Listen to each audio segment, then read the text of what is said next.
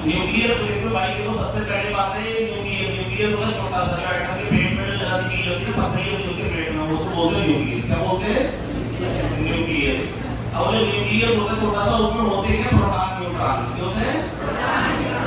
अब न्यूक्लियस में जो रहते हैं उसको क्या बोलेंगे? न्यूक्लियर। न्यूक्लियर में रहने वाले इंडियन, न्यूक्लियस में रहने वाले न्यूक्लियन। समझ में आई है? अब होता क्या है कि भाई देखो मेरी बात सुनो, मैं एक बार न्यूक्लियस मिला 92 यूरेनियम 235 बिल्कुल प्रेग्नेंट कर रहा था। कैसे? मोटू सा हुआ बड़ा बिल्कुल भाई 92 यूरेनियम 235 फूला हुआ था और प्रोटॉन आपस में मुझे यानी ये इतना ज्यादा रिपल्शन है, ये दूर क्यों नहीं जा रहे? न्यूक्लियस फूट क्यों नहीं जा रहा? हमें प्रेम भी है। मैंने कहा मान ले कहते न्यूक्लियर फोर्स, मैंने कहा इलेक्ट्रोस्टैटिक रिपल्शन से भी याद रहेगा तभी वो साथ साथ रह रहे हैं भाई। मैंने कहा okay.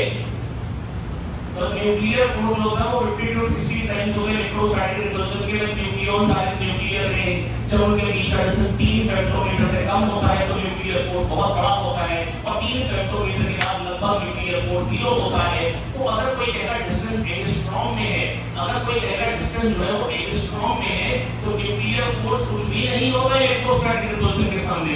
Nuclear force electrostatic repulsion से बड़ा होता है हमेशा। No when distance is less than 3 femtometre. चलो आगे समझो। हालांकि जब 0.8 फेक्टोमीटर से कम डिस्टेंस होता है तो ये रिपल्सिव भी हो जाता है, पर इसके आज तक कोई क्वेश्चन नहीं है। Nuclear force may be repulsive when distance between the nucleons is less than 0.8 फेक्टोमीटर। जब 0.8 फेक्टोमीटर से कम होता है तो रिपल्सिव होता है, 0.8 फेक्टोमीटर पे 0 होता है और 0.8 फेक्टोमीटर के बाद 3 फेक्टोमीटर तक बहुत स्ट्रांग अट्रैक्टिव होता है और 3 फेक्टोमीटर के बाद अप्रॉक्सीमेटली 0 होता है।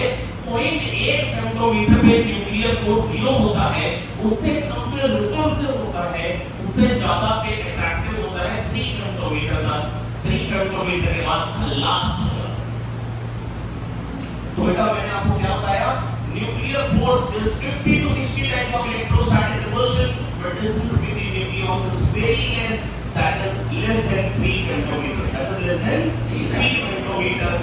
और इसके बाद मैंने आपको बताया कि एक तो ये बात बहुत स्ट्रॉन्ग है और एक बहुत शॉर्ट रेंज का है, और दूसरी बात क्या होता है? बहुत शॉर्ट रेंज का है। दूसरी बात क्या होता है? बहुत पास में लगता है, 3 फेक्टोमीटर तक लगता है, ज्योत्सना भट्ट पांडे जो भी हो। तो बेटा न्यूक्लियर फोर्स बहुत स्ट्रॉन्ग है और शॉर्ट रेंज है, इसलिए हर एक पार्ट ऑफ न्यूक्लियस उतना ही टाइटली पैक्ड होता है। तो न्यूक्लियस के बीच का, न्यूक्लियॉन्स के बीच का फोर्स बहुत स्ट्रॉन्ग है और शॉर्ट रेंज है, इसलिए density of nuclear matter is constant. तो कोई भी न्यूक्लियस हो, ऑक्सीजन हो, सल्फर हो, हीलियम हो या आयरन हो, सारे न्यूक्लियस की density, nuclear matter has constant density क्योंकि nuclear force is very strong and short range, पास के लिए लगता है ना। और अगर ZXA कोई न्यूक्लियस है तो बेटा इसमें A हो गए न्यूक्लियॉन्स, Ma हो गया एक न्यूक्लियस का मास अपॉन वॉल्यूम। बेटा एक न्यूक्लियॉन का मास अगर मान लो m है तो एक न्यूक्लियॉन का मास क्या हो जाएगा? Ma। मास अपॉन वॉल्यूम आ जाएगी डेंसिटी 4/3 और डेंसिटी कांस्टेंट होगी और न्यूक्लियर मैटर की जो डेंसिटी होगी वो लगभग 2 × 10 की पावर 17 होती है। तो बेटा मैं बस आपसे इतना कहना चाह रहा हूं, यहां से r³ प्रोपोर्शनल टू a आ जाएगा, r प्रोपोर्शनल टू a की पावर 1/3 आ जाएगा, r = r0 a की पावर 1/3, r = r0 a की पावर 1/3, r = r0 a की पावर 1/3, r = r0 a की पावर 1/3, 1/3, 1/3, r = r0 a की पावर 1/3, r = r0 a की power 1/3। कोई दिक्कत की बात? भाई लोग कह दो आगे, r = r0 a की पावर 1/3, r = r0 a की पावर 1/3, a की पावर 1/3 और r0 का 1.2 फेक्टोमीटर। सरफेस एरिया ऑफ न्यूक्लियस वो क्या होगा? 4πr²। ये किसके प्रोपोर्शनल है? r प्रोपोर्शनल टू a की power 1/3 3 r square proportional to a की power 2/3. तो surface area of nucleus is proportional to a की power 2/3 and volume is 4.3 pi r cube. Mr. Rakesh, Mr. Raj, हम लोग अगली बार से एक भी छुट्टी नहीं करेंगे. मेरी रिक्वेस्ट कि आप लास्ट बॉल नहीं समझ इतना डंडा मारेंगे.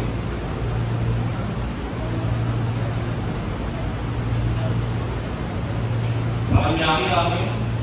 बेटा आपके समझ में रहो. आप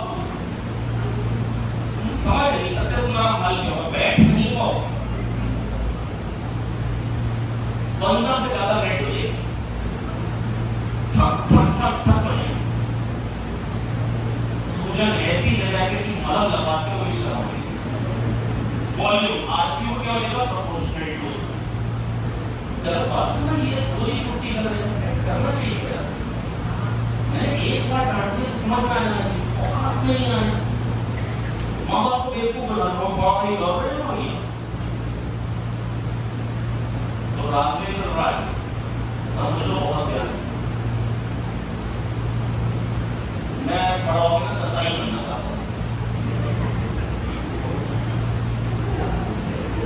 तुम बता के मांगो. जब हम पूजा नहीं ये काम करेगा तो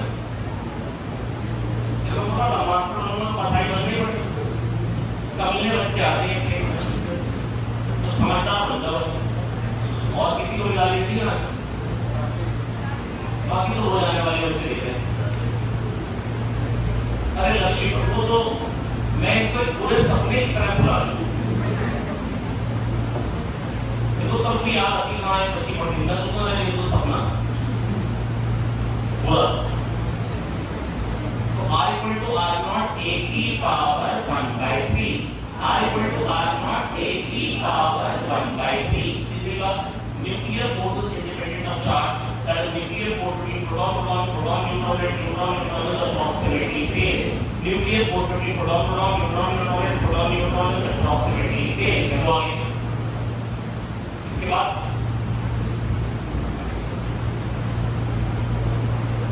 इसके बाद बेटा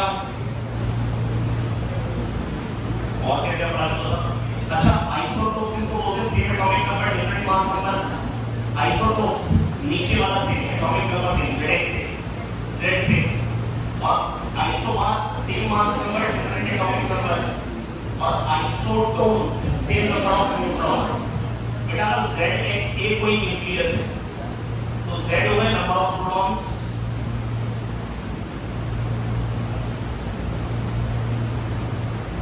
और नंबर ऑफ न्यूट्रॉन्स क्या बनेंगे? A minus Z. ये हो गया नंबर ऑफ न्यूट्रॉन्स.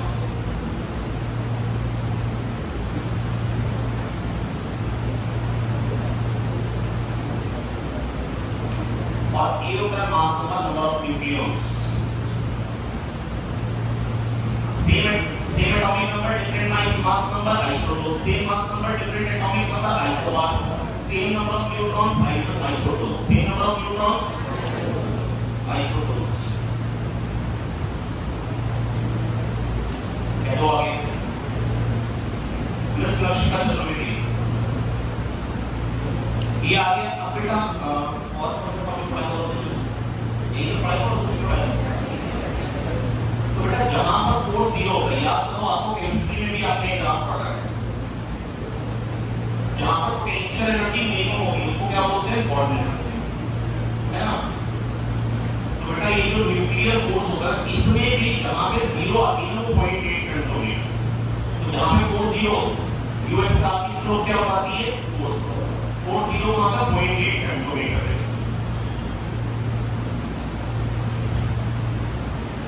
3 फेम्टोमीटर के बाद लगभग स्प्लिट हो जाता है. फोर्स 0 हो जाता है फिर से स्लोप 0 हो जाती है. 3 फेम्टोमीटर से पहले रिवल्शन है. 0.8 से 3.8 फेम्टोमीटर का रिवल्शन है. 0 से 0.8 फेम्टोमीटर में अगर डिस्टेंस हुआ 0.8 से 3 फेम्टोमीटर तो अट्रैक्शन है. और 3 फेम्टोमीटर के बाद लगभग 0 हो जाता है. लगभग 0. तो न्यूक्लियर फोर्स 50 to 60 टाइम्स होता है इलेक्ट्रोस्टैटिक रिपल्शन के. लेकिन 3 फेम्टोमीटर तक. 3 फेम्टोमीटर के बाद कोई कहेगा इलेक्ट्रोस्टैटिक फोर्स जाता है प्रोटॉन के बीच में. Nuclear force electrostatic force. कोई कहेगा 1 मीटर की दूरी क्या है? Electrostatic force nuclear force electrostatic force. तो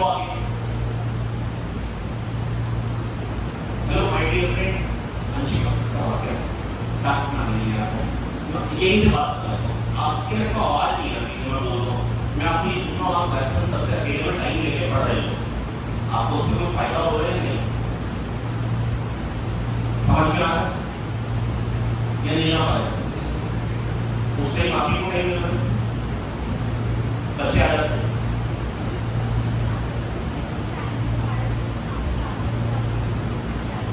तो ऐसा करना कि जिस दिन अगर वो टाइम आ गया तो दूसरा से टाइम बड़ा सिंपल है, इससे कोई फर्क नहीं पड़ता कौन आपको टाइम दे रहा है, दोनों बढ़िया टीचर। आज मेरे पास से बात करें, मैं आपको सेट कराऊंगा किसी मतलब जिसके पास टाइम होगा वो टाइम दे, किसी और को भी साथ में बैठने में कोई दिक्कत की बात नहीं, लेकिन बात एक ही चैप्टर की चलती है, ये कोई लड़ाई मतलब वहाँ पर टाइम वेस्ट नहीं होना चाहिए। मतलब ये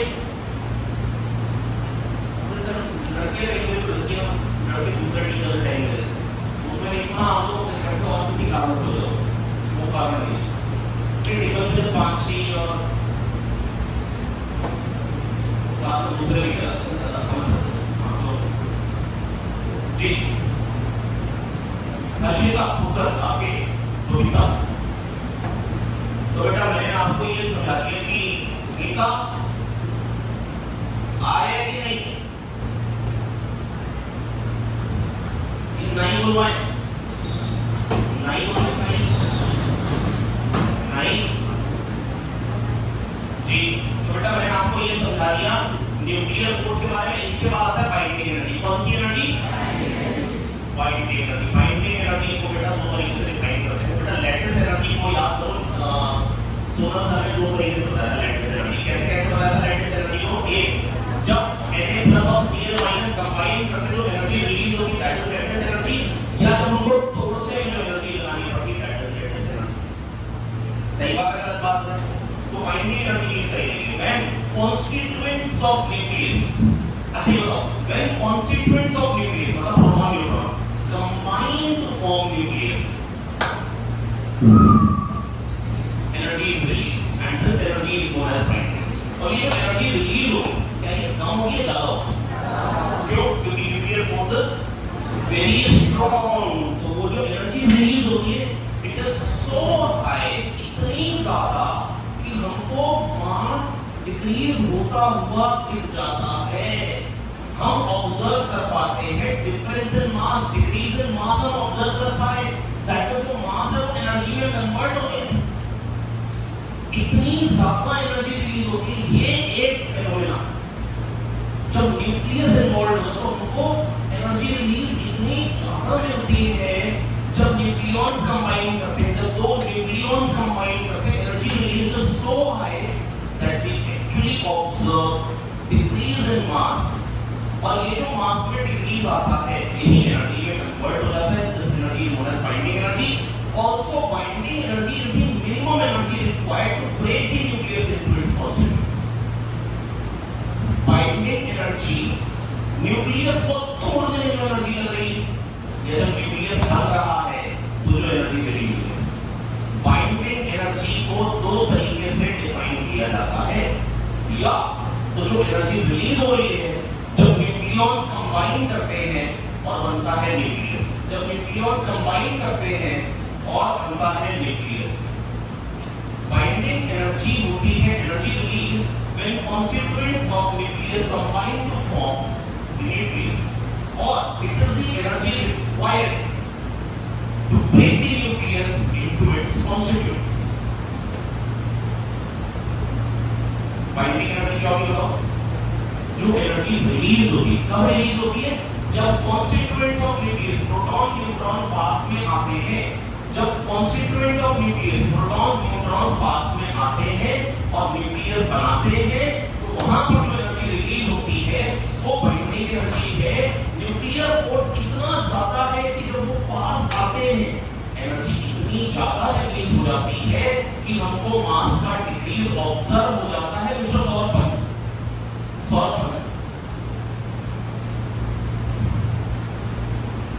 एग्जांपल सब आपके लिए क्या है? मदद चाहिए तो बेटा मैंने क्या समझा दिया है माय डियर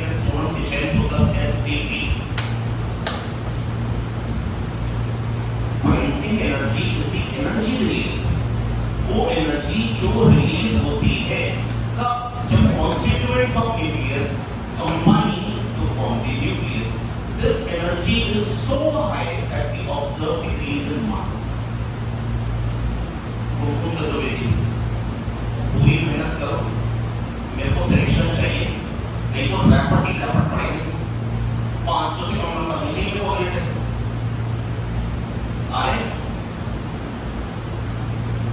अच्छी का तुम मत पढ़ना बेटा, मेरे को पता दिन रात एक करो, बस इतना पता है मेरे को। 1 मिनट की लापरवाही नहीं करती है, ये तब खराब आंख में चला जाए, भाड़ में जाएगी।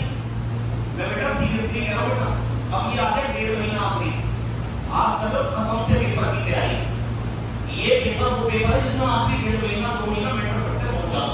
इसमें कैसे निकाया जाता है भाई, क्या लगा प्लीज यार पढ़ लेते हैं यार, मेरा से यार फोड़ डाल दो यार बेटा। जो एनर्जी रिलीज होती है जब न्यूक्लियस के कॉन्स्टिट्यूएंट प्रोटॉन न्यूट्रॉन कंबाइन करते हैं, न्यूक्लियस बनाते हैं, या जो एनर्जी लगानी पड़ती है न्यूक्लियॉन्स को अलग अलग करने के लिए, न्यूक्लियस को फोड़ने के लिए जो एनर्जी लगानी पड़ती है, that is known as binding. समझ में आ गया? अगर कोई न्यूक्लियस है ZX, इसमें कितने प्रोटॉन्स हैं श्वेतरश्मि? कितने प्रोटॉन्स हैं? Z प्रोटॉन है, 4 का मान लेंगे। A माइनस Z न्यूट्रॉन है, ये तो न्यूक्लियॉन्स है, निशाना नहीं चुकता मेरा, बारे में तो इनसे नाम बोले Z टाइप मास ऑफ प्रोटॉन, Z टाइप मास ऑफ, और A है न्यूक्लियस, तो अगर Z तो उससे प्रोटॉन है, A माइनस Z टाइप मास ऑफ न्यूक्लियस, ये क्या चीज आ गई बताओ भाई। Hello my dear friend Shweta Joshi, तो ये क्या चीज? Z प्रोटॉन का mass, A minus Z neutron का मास, ये न्यूक्लियस का मास है, ये न्यूक्लियस के कॉन्स्टिट्यूएंट्स का मास, ये न्यूक्लियस के minus mass of X nucleus. Actually तो मेरे को लगा डिफरेंस 0 होना चाहिए, और ये पॉजिटिव आ रहा था, दैट इज अगर Z proton A minus Z neutron, आप बहुत ध्यान से सोचो, जब ये कंबाइन करेंगे और न्यूक्लियस फॉर्म करेंगे ZX से, हमको लगा दिया मास सेम होना चाहिए रिएक्टेंट का प्रोडक्ट। हमने आज तक पढ़ा law of conservation of mass, यहाँ पर आ जा रहा है कि भाई ये मास में डिक्रीज आता है, वो समझ में नहीं है, तो हमने इसका नाम रख दिया delta M equal to this, और डेल्टा M का नाम रखा था मास डिफेक्ट, कि भाई ये कोई डिफेक्ट है, समझ में नहीं आ रहा वो क्या रहा है, पल्ले नहीं पड़ा, हमने इसको नाम ही डिफेक्ट दे दिया।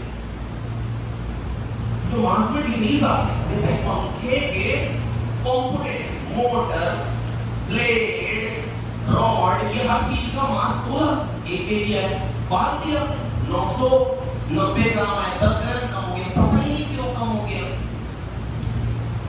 पता ही नहीं क्यों कम हो गया, समझ में नहीं आ रहा। तो हमने बोल दिया कॉन्स्टिट्यूएंट का मास माइनस न्यूक्लियस का मास इज मास डिफेक्ट, और यही जो मास है यही एनर्जी में कन्वर्ट हुआ है। ये हमने एक्सपेरिमेंट्स किए और देखा, यही मास से जो एनर्जी निकल रही है वही एनर्जी रिलीज हुई, वही एनर्जी हमने पानी गर्म किया उसी से, और हमने देखा जो एनर्जी डेल्टा T की वैल्यू आई वो डेल्टा C स्क्वायर के बराबर आ रही है, माने बाइंडिंग एनर्जी क्या हो जाएगी डेल्टा M C स्क्वायर। वैसे मैं आपको बताऊं 1 AMU क्या होता है, जरा जल्दी बताओ। 1/12 मास ऑफ C12 है, 1/12 मास ऑफ C12, ठीक है। और 1 AMU की जो वैल्यू है, 1 AMU ऐसे लिख देते हैं 1.6 into 10 की पावर -27 किलोग्राम into 3 into 10 की पावर 8 का स्क्वायर mc स्क्वायर, ये आपकी एनर्जी जूल्स में, अपॉन 1.6 into 10 की पावर -19 इलेक्ट्रॉन वोल्ट में, अपॉन 10 की पावर 6 ये आपकी मेगा इलेक्ट्रॉन वोल्ट में एनर्जी, और जो इसकी वैल्यू निकल के आती है 931.5 MeV। एक AMU जब एनर्जी में कन्वर्ट होता है कितनी एनर्जी रिलीज होती है 931.5 MeV। एक AMU जब एनर्जी में कन्वर्ट होकर कितनी एनर्जी रिलीज होती है? 931.5 MeV। बेटा एक AMU बेटा कितने किलोग्राम होता है? 1 AMU is 1.67 into 10 की पावर -27 किलोग्राम। इतने किलोग्राम mc स्क्वायर, ये हो गई energy. 1 AMU is equivalent to कितनी एनर्जी? 3 into 10 की पावर 8 mc स्क्वायर। ये एनर्जी है जूल्स। किसमें आई? इलेक्ट्रॉन वोल्ट में कैसे कन्वर्ट करते हैं? 1.6 into 10 की पावर -19 से डिवाइड करते हैं। ये आ गई एनर्जी इलेक्ट्रॉन वोल्ट में। ये एनर्जी आ गई और ये आई मेगा इलेक्ट्रॉन वोल्ट, जिसकी वैल्यू आती है 931.5 MeV। 931. तो क्या है बाइंडिंग एनर्जी? बता दो दुनिया वालों। बाइंडिंग एनर्जी है energy release when constituent of nucleus combine to form the nucleus. Also binding energy is equal to energy required to break the nucleus into its constituents। आराधना, छोटी नाम क्या बेटा?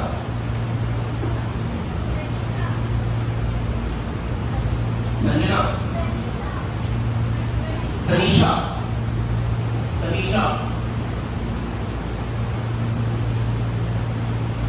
सब ठीक ठाक है बेटा? संजना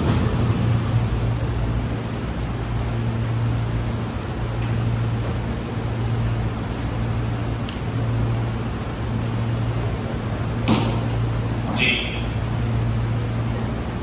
बोलो बेटा इंग्लिश में।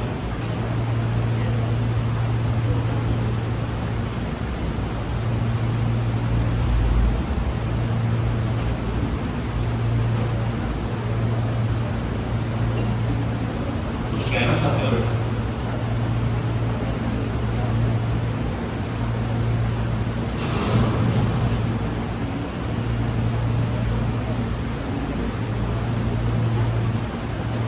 करेक्ट क्वेश्चन करें।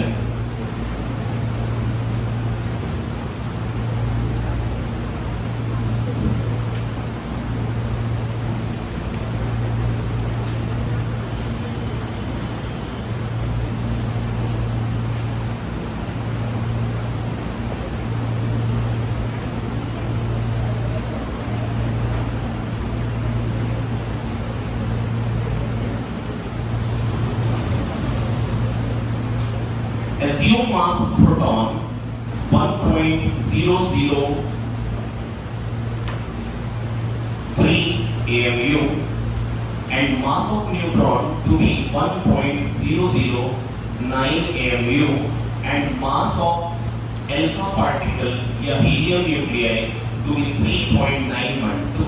ये assume कर, assume। Calculate binding energy of helium nuclei।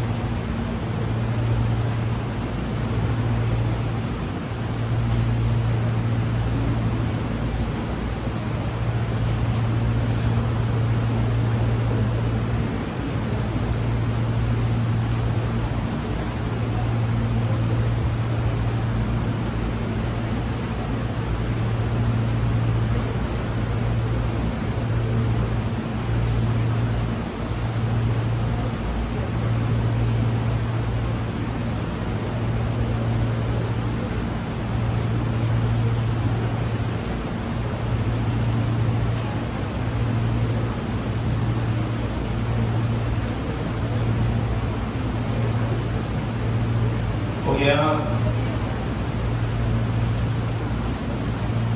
बताइए बाइंडिंग एनर्जी क्या आ रही बेटा 2He4 दोस्त 2He4 कितने प्रोटॉन हुए न्यूट्रॉन 2 ही बोलो ना फिर प्रोटॉन भी तो प्रोटॉन न्यूट्रॉन मिला के 4 तो न्यूट्रॉन भी तो 2 प्रोटॉन का मास क्या रहेगा 1.003 into 2 और 2 न्यूट्रॉन का मास क्या रहेगा 2 into 1.009 और हीलियम न्यूक्लियाई का मास 3.912 AMU।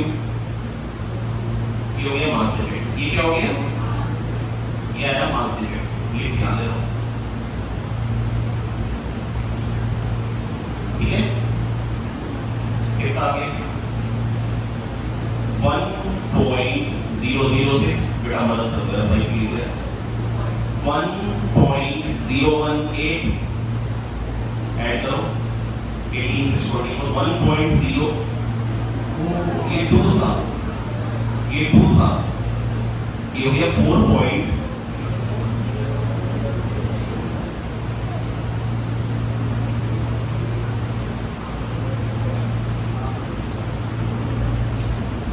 इसी में हो गए मैंने क्या क्या वीडियो देखी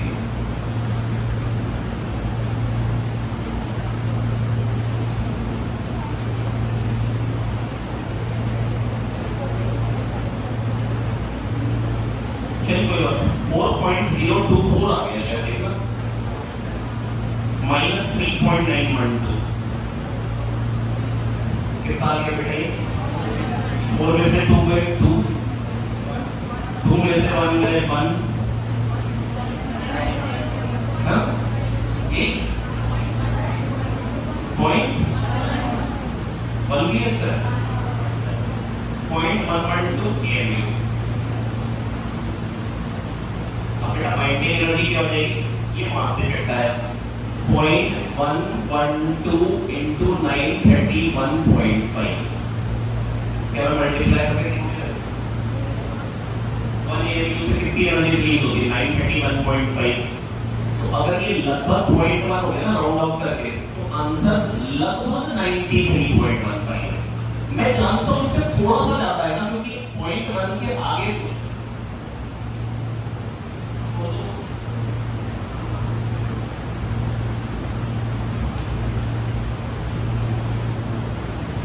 लगभग 94 आ जाएगा आंसर मतलब ऐसे अगर मैं कर लोगे मल्टीप्लाई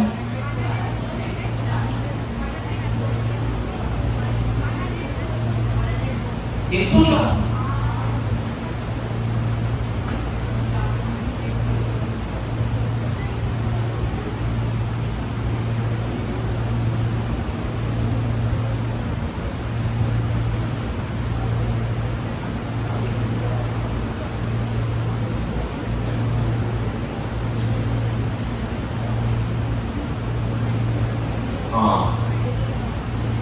100 समथिंग आ रहा है कितना आ रहा है बेटा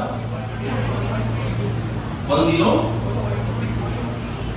चलो ठीक है अप्रोक्सीमेटली हो जाएगा ना यार मल्टीप्लाई तो करना कर लेंगे ना यार ये तो कर लेंगे भाई ये हो गया।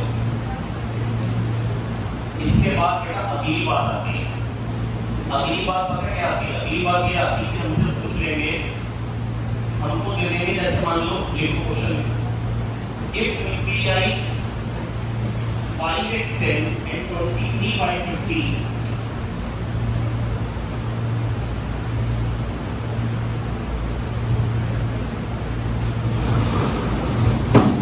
5x10 न्यूक्लियाई है if nuclei 5x10 and 23/50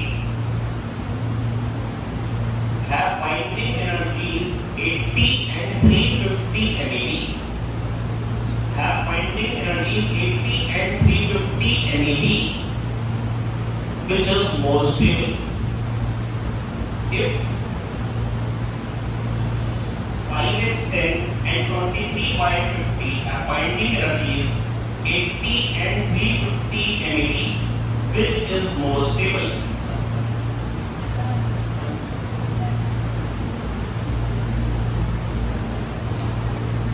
which is more stable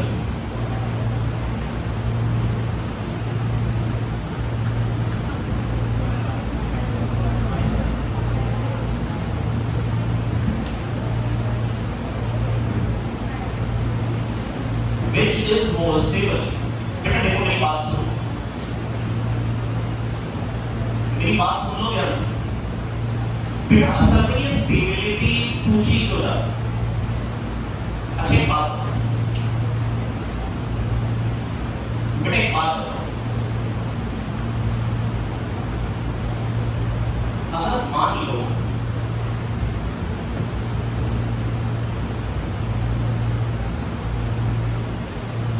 कि मेरे को लकड़ी चाहिए, क्या चाहिए? मैं जंगल के दो तरीके पेड़ है, मान लो आप सागौन और लिप्टिस के दो तरीके पेड़ है। मेरे को जलाने के लिए लकड़ी चाहिए, मेरे को आग लगानी है, मेरे को हाथ से पानी गर्म करना है, कुछ भी मेरा काम है। मान लो कि मेरे पास 3 टरबाइन है, मेरे को इलेक्ट्रिसिटी जनरेट करनी है और दोनों से हीट जनरेट होती है। अब दो तरीके के पेड़, एक में एनर्जी लगती है 10 किलो जूल काटने में, एक को काटने में लगती है 100 किलो जूल। कौन से पेड़ का 10 किलो जूल लग तो ये है कि 10 किलो जूल वाले में एनर्जी कम लग रही है, पर जब मैं 10 किलो जूल वाले को काटता हूँ ना, जब 10 किलो जूल वाला पेड़ काटता हूँ उसमें मेरे को 2 केजी लकड़ी मिली, कितनी? और जब मैं 100 किलो जूल वाला काटता हूँ ना तो मेरे को 100 केजी लकड़ी मिलती है। चाहिए क्या है? लकड़ी तो दोनों में मिल रही है। इसमें 1 किलोग्राम लकड़ी 5 किलो जूल एनर्जी से मिल रही है, इसमें 1 किलोग्राम लकड़ी 1 किलो जूल एनर्जी से मिल रही है। बताओ क्या करो? एक्स वाला काटूंगा, ये वाला काटूंगा या ये वाला, जिसमें ज्यादा एनर्जी लगेगी। ये दो तरीके के ट्रीज हैं, ए और बी। ए को काटने में 2 किलो जूल एनर्जी लगेगी, पर लकड़ी की तो 2 मिल रही है, 2 किलो।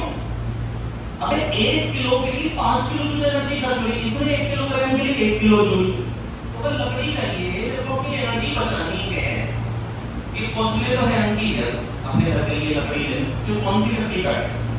इसमें समय तो ज्यादा लगेगा काटने में, 100 किलो जूल एनर्जी। ऐसे तब तक 10 ट्रीज कटेंगे, 10 ट्रीज कटेंगे 100 किलो जूल एनर्जी में, 20 किलो लकड़ी, इसमें 100 किलो लकड़ी। कौन सा फायदे का सौदा है? इट इज नॉट कि कितनी एनर्जी खर्च हो रही है पेड़ काटने में, इट इज जो एनर्जी खर्च हो रही है पर केजी ऑफ लकड़ी, इट इज एनर्जी जो खर्च हो रही है पर केजी ऑफ लकड़ी। बेटा मैं बस आपको ये कहना चाह रहा हूँ, साथ में चलने वाले लोग, it is not energy, it is not binding energy. देखो प्रोटॉन न्यूट्रॉन चाहिए, कोई भी एक्सपेरिमेंट करने में प्रोटॉन न्यूट्रॉन चाहिए। मेरे को न्यूट्रॉन्स मिल रहे हैं, मान लो मेरे को न्यूट्रॉन चाहिए, मेरे को प्रोटॉन चाहिए, मैंने न्यूक्लियस को फोड़ा, मैंने लगाई एनर्जी न्यूक्लियस को, न्यूक्लियॉन्स निकाल लिए। अरे गधे, मैंने न्यूक्लियॉन्स निकाल लिए, मैंने न्यूक्लियस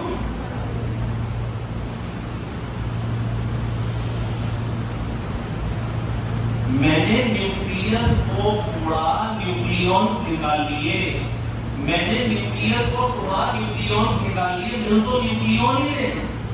बेटा किसमें ज्यादा ताकत लग रही है उसको नहीं फोड़ूंगा, किसमें पर न्यूक्लियॉन एनर्जी कम खर्च हो रही है उसको फोड़ूंगा। कौन सा कम स्टेबल है वो मैं इससे देखूंगा जिसमें बाइंडिंग एनर्जी पर न्यूक्लियॉन कम खर्च हो।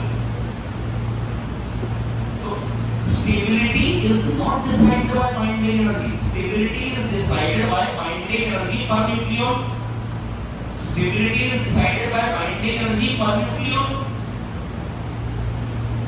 stability is not decided by binding energy, stability is decided by binding energy per nucleon.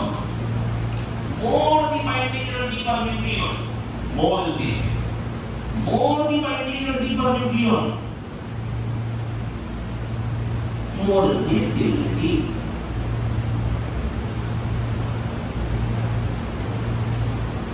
More the binding energy per nucleon,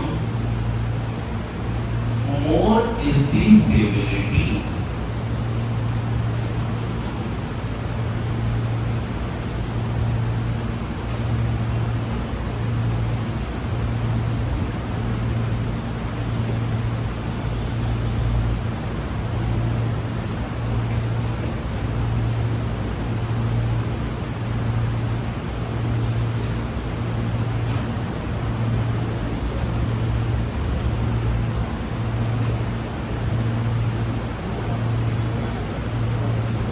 नहीं है समझ में?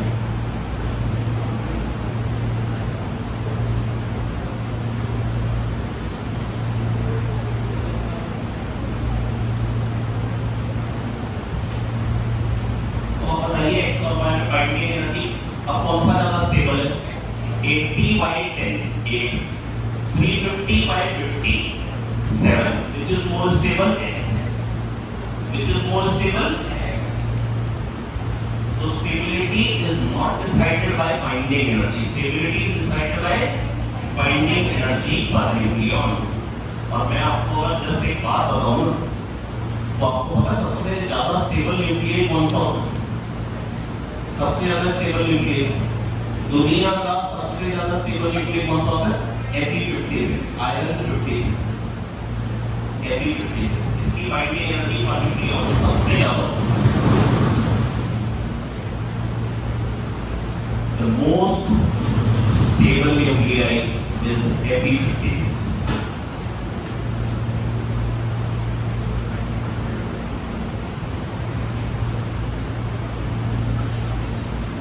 Binding energy per nucleon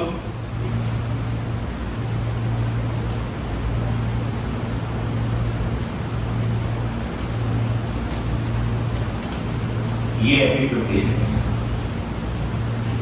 24 Fe56, mass number 56, 2He4, 3Li6, 6C12, 7N14, 8O16, 8O18, 2He4, 3Li6. ये binding energy per nucleon का graph है. ये binding energy per nucleon versus mass number का graph. ये रटा होना चाहिए. कैसे आया मालूम है? बता सकता हूँ? नहीं, आपके लेवल से बियॉन्ड. तो पहले बाइंडिंग एनर्जी पर न्यूक्लियन बढ़ती है कब तक? Fe56 तक. उसके बाद मैक्सिमम कब होगी binding energy per nucleon? Fe56. बस आपको ये याद होना चाहिए.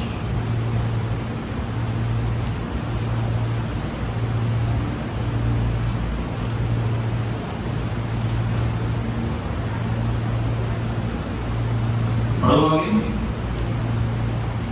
बढ़ो आगे.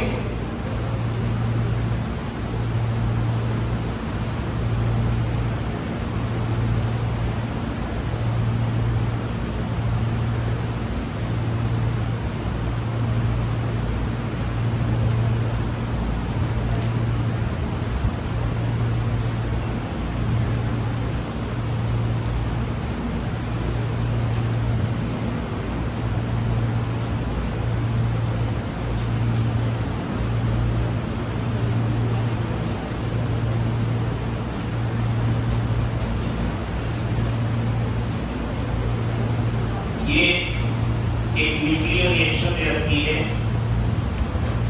Binding energy per nucleon XAB की दे रखी है. X की दे रखी है 7.4, A और B की दे रखी है. तो सॉरी, ये तो एलिमेंट है ना. बाइंडिंग एनर्जी पर न्यूक्लियन दे रखी है. ये न्यूक्लियाई है X का, A का, B का. 8.2 और 8.2.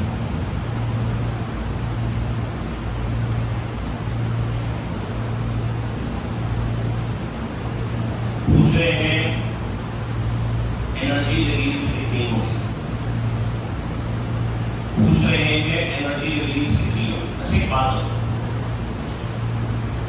बेटा, आप लोग थर्मोडायनेमिक्स रिवाइज कर चुके हैं? करिए. थर्मोकेमिस्ट्री कर चुके.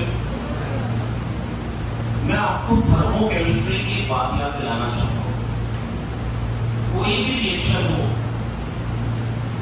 कोई भी रिएक्शन, मैं अभी इसकी बात नहीं कर रहा हूं, मैं बात कर रहा हूं थर्मोकेमिस्ट्री. बेटा देखो सब लोग, बोर्ड मत निकालो. इस क्वेश्चन को मैं केमिस्ट्री के क्वेश्चन की मदद से समझाऊंगा ऐसे क्वेश्चन कैसे करेंगे. आपको याद होगा कि बेटा जैसे वहां पर क्वेश्चन कोई भी रिएक्शन दी होती थी, बॉन्ड डिसोसिएशन एनर्जी दी होती. पहली चीज सर करते थे सारी की पूरी रिएक्शन को बैलेंस कर लेते थे और फिर सर दिखाते थे जितने कार्बन इधर है उतने ही कार्बन इधर है, जितने हाइड्रोजन इधर है, बैलेंस इसी तरीके से करते थे। उतने हाइड्रोजन इधर है, जितने ऑक्सीजन इधर है उतने ऑक्सीजन इधर है, जितने नाइट्रोजन इधर है उतने नाइट्रोजन इधर है। तो बेटा मेन मुद्दा क्या है, थर्मोकेमिस्ट्री में हम बात पता क्या करते थे, जितने रिएक्टेंट में कार्बन हाइड्रोजन ऑक्सीजन नाइट्रोजन है उतने ही carbon hydrogen oxygen nitrogen product side में, जितने रिएक्टेंट साइड में उतने ही प्रोडक्ट साइड में है। मुद्दा क्या है, बस रिएक्टेंट में वो किसी और के साथ बॉन्ड बनाए खड़े थे, किसी और का हाथ पकड़े खड़े थे, प्रोडक्ट में इनसे हाथ छोड़ो और किसी और से हाथ पकड़ लिए। रिएक्शन बोलते किसको है, rearrangement of bonds, rearrangement of bonds reaction. कुछ बॉन्ड्स का टूट जाना, कुछ नए बॉन्ड्स का बन जाना इज रिएक्शन। कुछ बॉन्ड्स का टूट जाना, कुछ नए बॉन्ड्स का बन जाना इज रिएक्शन। तो सर बोलते थे कि बेटा बाइंडिंग एनर्जी जब आप रिएक्टेंट को सप्लाई करोगे, जब बॉन्ड डिसोसिएशन एनर्जी जब आप सप्लाई करोगे तो सारे आपको एटम्स मिल जाएंगे और जब वो एटम्स कंबाइन करेंगे और प्रोडक्ट बनाएंगे तो एनर्जी रिलीज होगी। तोड़ने में एनर्जी लगानी पड़ती है, तोड़ने में एनर्जी लगानी पड़ती है। अगर गर्दन काटना होगा तो एनर्जी लगानी पड़ेगी। और कोई कहेगा ये गर्दन जुड़ रही है, आपको पिताजी से कहेगा लाओ लाख रुपए, तुरंत दे दे, गर्दन जुड़। गर्दन जब बॉन्ड बनता है तो एनर्जी रिलीज होती है, आत्मा खुश हो। तो बेटा मैं बस आपको ये कहना चाह रहा हूँ, बॉन्ड तोड़ने में एनर्जी लगानी पड़ती है, बॉन्ड बनता है तो एनर्जी रिलीज होती है। बॉन्ड तोड़ने में अभी एनर्जी लगानी पड़ती है और जब बॉन्ड बनते हैं तो एनर्जी रिलीज होती है। सर कहते थे एनर्जी रिलीज पता है कि binding energy of product release हुई, बाइंडिंग एनर्जी ऑफ रिएक्टेंट लगानी पड़ी। सर कहते हैं energy released is binding energy of product minus binding energy of reactant. और सर कहते थे अगर एनर्जी एंडोथर्मिक होगी बेटा या तो रिएक्शन एंडो होगी या एक्सो होगी। अगर कोई कहेगा एनर्जी रिलीज तो बेटा हम कहते हैं binding energy of product minus binding energy of reactant. और अगर कोई कहेगा energy that is required to carry out this reaction, बेटा मेरी बात सुन लो, बेटा मेरी बात सुन लो। बेटा मैं कह रहा हूं अगर रिएक्शन एंडोथर्मिक है तो नेट में एनर्जी लगानी पड़ रही है, तो हम बोलते हैं binding energy of reactant minus binding energy of product. कितने लोगों को ये बात याद आ रही है, कितने लोगों को नहीं आई? याद आ गई? तो binding energy of product minus binding energy of reactant is the energy release. बेटा जब मैंने रिएक्टेंट को काटा, मैंने काट के बनाया प्रोडक्ट, पहले बनाए एटम्स, तो जितने एटम्स रिएक्टेंट साइड में उतने एटम्स बेटा पारितोष प्रोडक्ट साइड में है। तो बेटा अगर कोई कहेगा energy required to carry out this reaction तो आएगा binding energy of reactant minus binding energy of product. और अगर कोई कहेगा एनर्जी रिलीज कितनी है तो binding energy of product minus binding energy of reactant. Energy required to carry out this reaction binding energy of reactant, bond dissociation energy of reactant minus bond dissociation energy of product. बेटा यहां पर मेरी बात सुन लो, जितने proton neutron left side है reactant side है उतने ही प्रोटॉन न्यूट्रॉन राइट साइड है प्रोडक्ट साइड में है। बेटा मैं ये कह रहा हूं बाइंडिंग एनर्जी ऑफ रिएक्टेंट लगाने से मिलेंगे क्या, प्रोटॉन्स और न्यूट्रॉन्स मिलेंगे और जब वो कंबाइन कर जाएंगे तो प्रोडक्ट मिल जाएगा। क्वेश्चन में पूछा गया है, लिखवाया गया लिखवाया क्या था क्वेश्चन में, इंग्लिश क्या लिख रही है, एनर्जी रिलीज ड्यूरिंग रिएक्शन। बेटा एनर्जी रिलीज कितनी होगी, रिलीज कब होगी जब प्रोडक्ट बनेगा, लगानी कब पड़ेगी जब रिएक्टेंट को तोड़ना हो। तो एनर्जी रिलीज हो क्यू से, क्यू रिलीज एनर्जी रिलीज, तो binding energy of A plus binding energy of B, ये है energy release minus binding energy of X के लगानी पड़ी। तो नेट में एनर्जी रिलीज क्या आएगी अंशिका, बेटा नेट में एनर्जी मिली। मेरी बात सुनो तो सही, आपने पहले मैंने तो लगाई है energy, binding energy of x, ताकि प्रोटॉन न्यूट्रॉन मिल जाए। अंशिका जब प्रोटॉन न्यूट्रॉन कंबाइन करके ए भी बने तो एनर्जी रिलीज हुई, तो एनर्जी रिलीज नेट में कितनी होगी? Binding energy of A plus binding energy of be release तो हुई, पर बेटा मेरा जो खर्चा आया था वो तो वापस ले लूं। अरे मैं कह रहा हूं मेरे को नेट में बचत हुई, कैसे हुई? अरे मैंने पिज्जा खिलाए, नेट में बचत हुई। अबे 5000 का बिल आया, लोगों ने शगुन भी तो डाले। मेरी बात समझ नहीं तो प्रॉफिट मान लो, जैसे मैं आपसे कोई शगुन नहीं लेने वाला हूं, लेकिन अगर ले रहा होता, मान लो मेरे पास मान लो पैसे इकट्ठे हो गए 8000, खर्चा आया था 5000, 3000 की बचत, 3000 की बचत। नहीं समझ में? तो प्रॉफिट कितना हुआ पिज्जा खिलाने? प्रॉफिट कितना हुआ? शगुन माइनस बिल, शगुन। अगर मान लो शगुन देने वाले लुच्चे कमीने हो, तो फिर लॉस कितना रहेगा? बिल माइनस शगुन। शगुन आया 2000 रुपए, लगाए थे 5000, तो लॉस आ गया 3000। आया समझ में? अरे गोबर तुम लोग ऐसे देख रहे हैं कि हाँ शगुन, अबे सुन तो ले, साथ में हाथ तो ऊपर कर ले बेटा, अपनी हालत तो देख ले बेटा, अच्छा भला कर रहा है।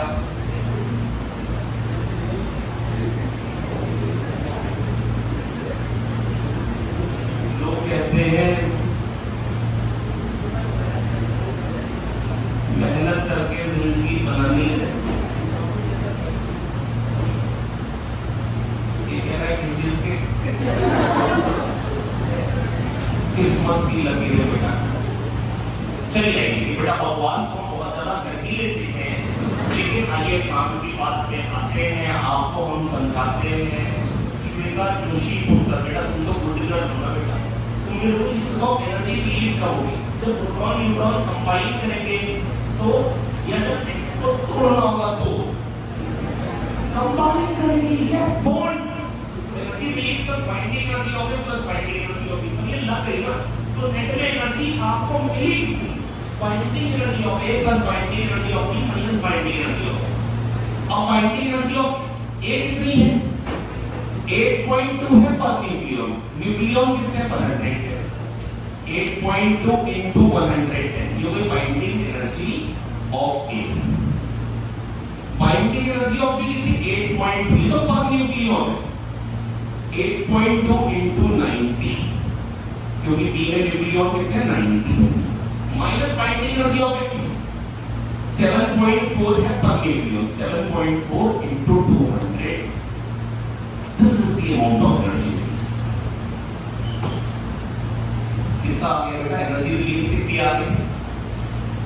8.2 into 200, 8.2 कॉमन एरिया 110 plus 90 हो गए 200, 200 into 8.2 minus 7.4 into 200, 200 कॉमन आ गया, 8.2 minus 7.4 देगा 0.8, 160। देखो सही बोलो, एमई, ये एमई में है।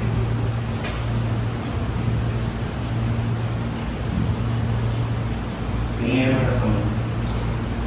एक क्वेश्चन और बता दो, आज का आखिरी सवाल, आखिरी सवाल।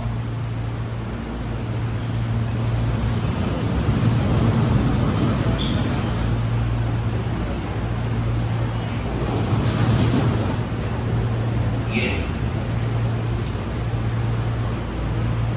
सामान भी आ रहा है, तब परेशान हो रही है, पूछ ले तो मैं कहाँ तक हो गया सामान।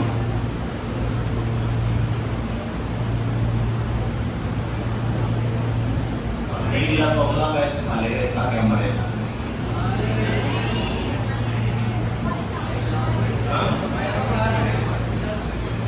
जी ऊपर क्लास 2 में डीपीपी पार्ट दी तुरंत पार्ट दी और हम ये पता करिए कि पैसा कहाँ तक पहुंचे जिसने हमको भेज दी क्या वाला क्वेश्चन समझ में आ गया जो भी कराया दोबारा बताओ कितने लोगों को आ गया एनर्जी रिलीज होती है बाइंडिंग एनर्जी ऑफ प्रोडक्ट क्योंकि प्रोडक्ट जब बनता है प्रोटॉन न्यूट्रॉन से एनर्जी रिलीज होती है एक्स में लगानी पड़ी तो नेट में रिलीज होती है binding energy of product minus binding energy होती है बेटा साथ में समझ में आ गया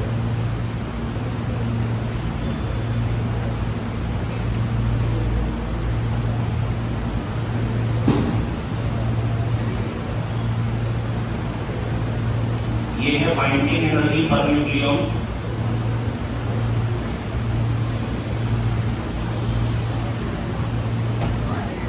बेटा कितना तब तक पहुंचेंगे 5 मिनट और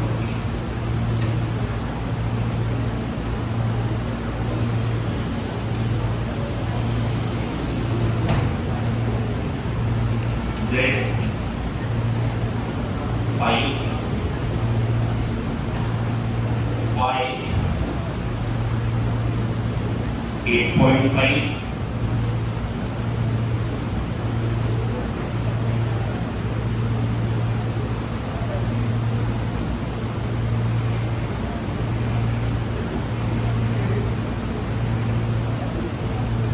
ये 60 ये 90 ये 12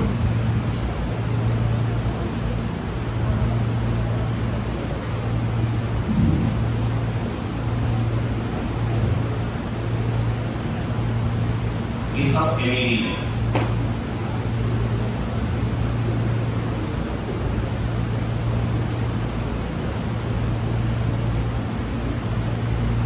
वही क्वेश्चन जो अभी दिया था उसी को मैंने खाली ग्राफ बना के दे दिया ताकि आप परेशान हो binding energy per nucleon Zb दे रखी है Yb दे रखी है Xb दे रखी है Wb दे रखी है पहले क्या दिया था बाइंडिंग एनर्जी पर न्यूक्लियन दिया था टेबल में अब क्या दिया है ग्राफ क्या क्वेश्चन में बदलाव आया क्या क्वेश्चन में बदलाव आया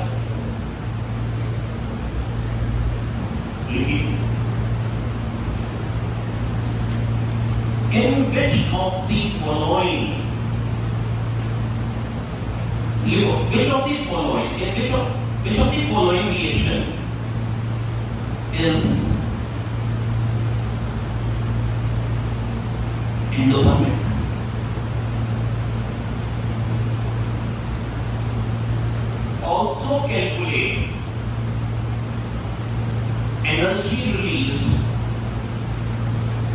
also calculate energy released in exothermic reaction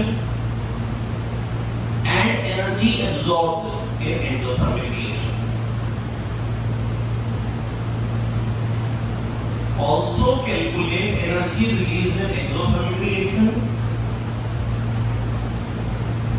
and energy absorbed in endothermic reaction.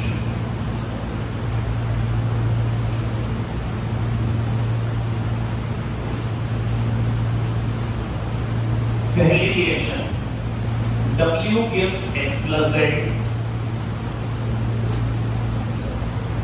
दूसरी reaction X gives Y plus Z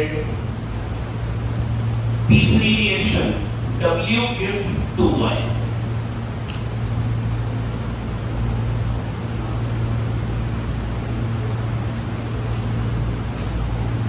आपको बताना है कौन सी एक्सोथर्मिक है कौन सी एंडोथर्मिक है एक्सो में कितनी एनर्जी रिलीज है एंडो में कितनी एनर्जी अब्सॉर्ब है एक्सो में कितनी एनर्जी रिलीज है एंडो में कितनी एनर्जी अब्सॉर्ब है बेटा कैसे पॉज का ऑप्शन दिया था वीडियो में पॉज लेकिन ऑफ नहीं करनी गलती मत करना बेटा प्लीज है मत करो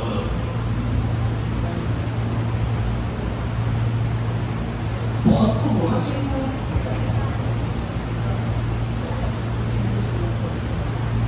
आईफोन में होता है सस्ता आईफोन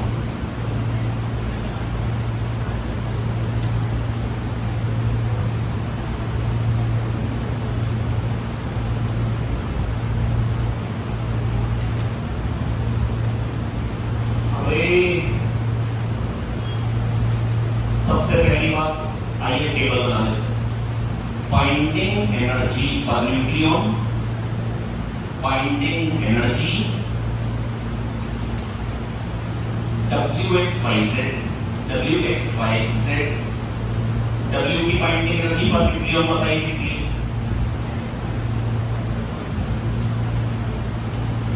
W की बाइंडिंग एनर्जी पर न्यूक्लियन बताइए 7.5 MeV लिखूं आगे इससे क्या आप लोग अगर मदद नहीं करोगे तो मैं नहीं बात कर रहा है। W का मास नंबर 120, X का मास नंबर 90, Y का मास नंबर 60, Z का मास नंबर 30, चलिए वो लिख देना 30 Z। अब binding energy per nucleon X की कितनी है 8, Y की कितनी है 8.5 और Z की कितनी है 5। बाइंडिंग एनर्जी कितनी रहेगी? ये तो पर न्यूक्लियन है 30 5 150, 30 5 और ये कितनी रहेगी 60 into 8.5, 85 into 6 510, 500 नहीं है समझ में? माय डियर फ्रेंड फूलों की तरह देखा मुझे।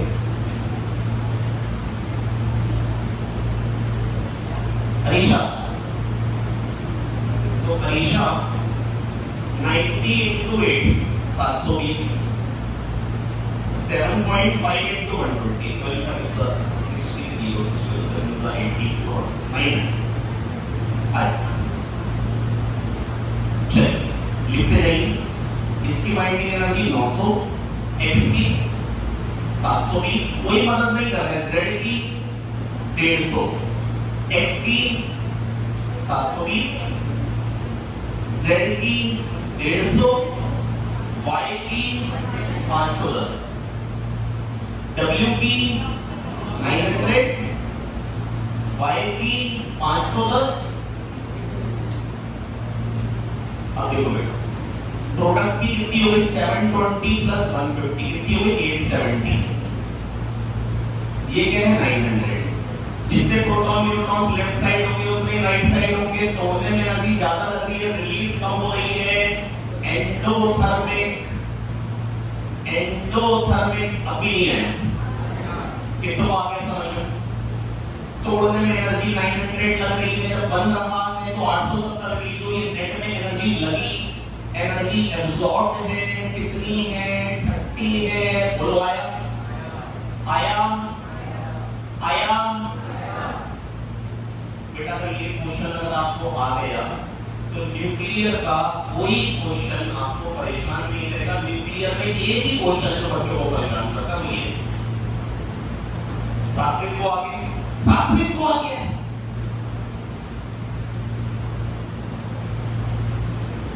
510 और 150 660।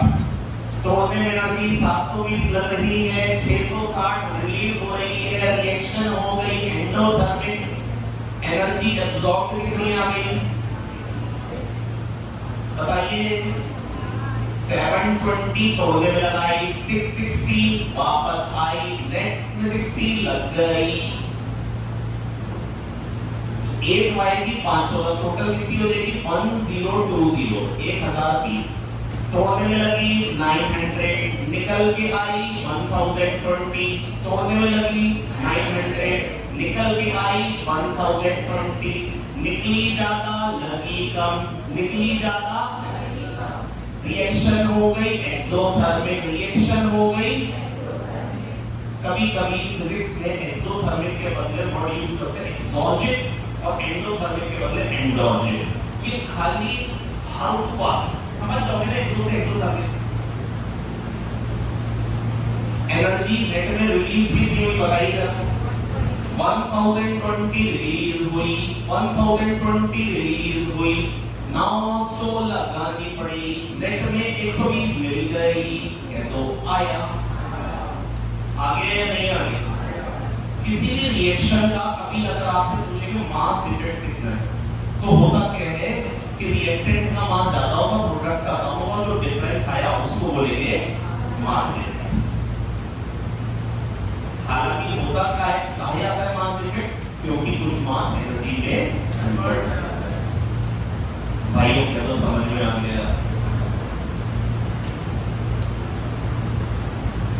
समझ में आ गया। आज के लिए इतना ही, आने के लिए बहुत बहुत शुक्रिया।